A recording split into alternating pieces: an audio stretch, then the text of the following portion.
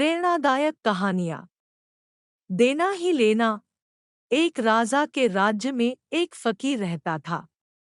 राजा का रोजाना का नियम था, सुबह 9 बजे से शाम 5 बजे तक अपने खजाने से गरीबों व भिखारियों को दान किया करता था, अर्थात खजाना पैसा बांटा करता था, जिससे उस राजा को बहुत खुशी मिलती थी।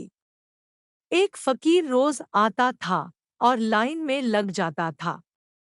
जो भी उससे पहले खड़े होते थे, उसके बाद जो और लोग आते थे, वह उनको अपनी बारी, अपना टर्न और लोगों को देता रहता था। धीरे धीरे शाम के 5 बज जाते थे और फकीर का नंबर नहीं आता था। धीरे धीरे कई दिन बीत चुके थे।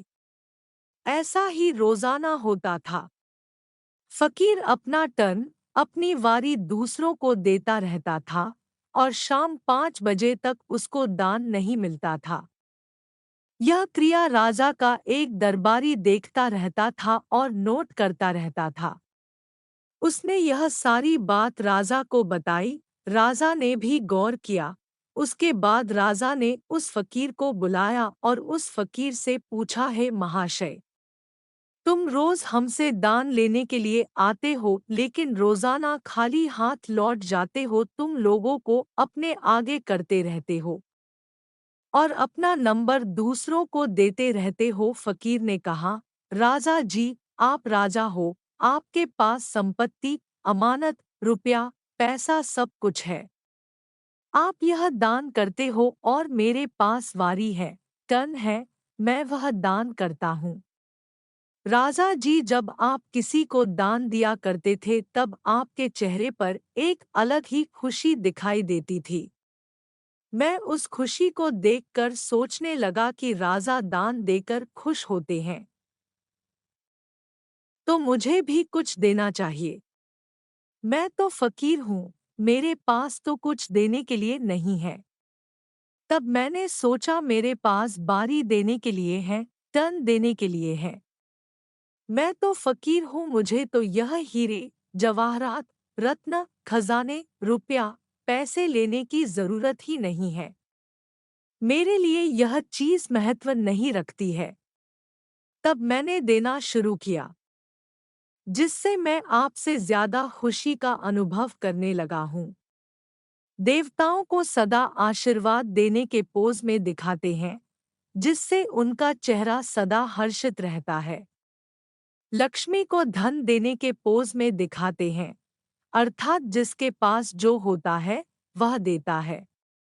तो हमें सोचना है कि हमारे पास क्या है जो हम लोगों को दे सकें, क्योंकि देना ही लेना है। अगर हम स्थूल या सूक्ष्म में कुछ भी देते हैं, तो उसके बदले में हमें कई गुना मिलता है। किसी को सम्मान देंगे, तब हमें कई गुना सम्मान मिलेगा। हम दिन भर लोगों को क्या देते हैं, थोड़ा सा इस पर नजर डालते हैं। वर्तमान में जो हम देते हैं, हम आज कलयुग के अंत समय में हैं। अब हम रोजाना अपने अपने दान को चेक करेंगे। आज हमने क्रोध कितनों को दिया है, कितनों को पत्थर दिए हैं, कितनों को ईर्ष्या दी है, कितनों को घृणा दी है, कितनों को बुरी दृष्टि के द्वारा देखा है, कितनों के अवगुणों को देखा है। देखना अर्थात हमारे संकल्प चलना, और संकल्प चलना अर्थात दूसरों को देना। लिस्ट तो बहुत लंबी है, यह तो सभी जानते हैं कि हम क्या क्या देते हैं। तो उनको लिखना ही शक्ति एनर्जी को कमजोर करना है। क्या हमारे पास यही सब कुछ देने के लिए है? क्या इसके अलावा और कुछ भी देने के लिए है? थोड़ा हटके सोचते हैं। आज से हमें यह देना है। हमारे पास पैसा है तो पैसे का दान कीजिएगा। समय है तो समय का दान कीजिएगा।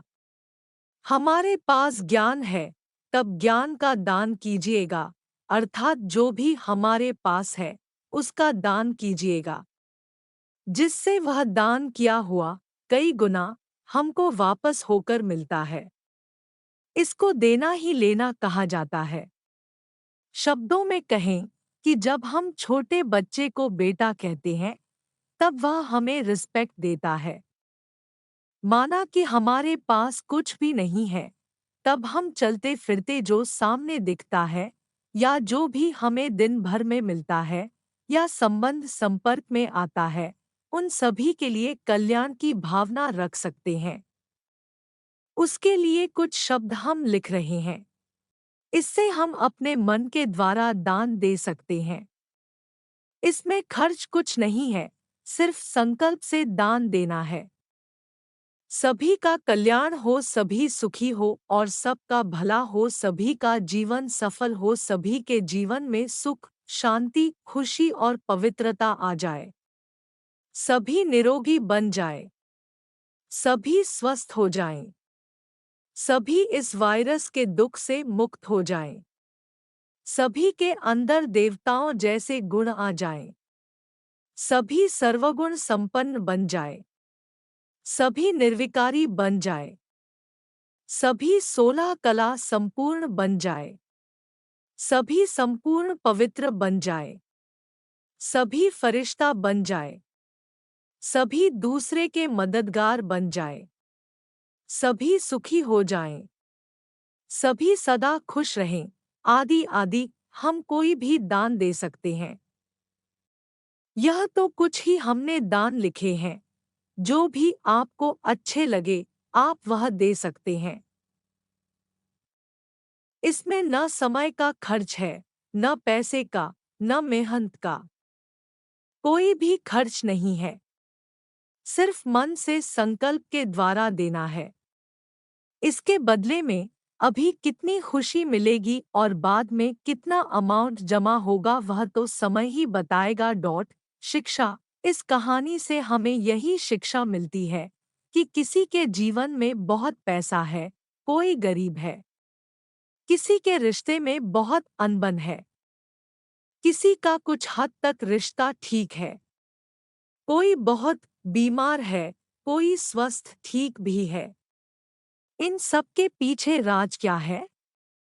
क्योंकि जब हम इस दुनिया में आते हैं, तो मुट्ठी बंद करके आते हैं, और जब हम इस दुनिया से जाते हैं, तब हाथ फैलाकर जाते हैं। आते समय भी कुछ दिखाई नहीं देता है, और जाते समय भी कुछ दिखाई नहीं देता है कि हम क्या लेकर आए थे और अब क्या लेकर जा रहे हैं। फिर यह अमीरी, गरीबी, दुख, कष्ट, बीमारी आदि हमें कैसे प्राप्त होती है? जरूर पिछले जन्म में कुछ हमने दिया होगा, उसी के बदले में यह मिल रहा है। अब हमें अगले जन्म के लिए सोचना है कि हमें अगले जन्म में क्या लेना है, उसके हिसाब से हमें क्या देना है। कपिल हासानी, संत गुलूराम दरबार साहिब, अयोध्या। धन्यवाद।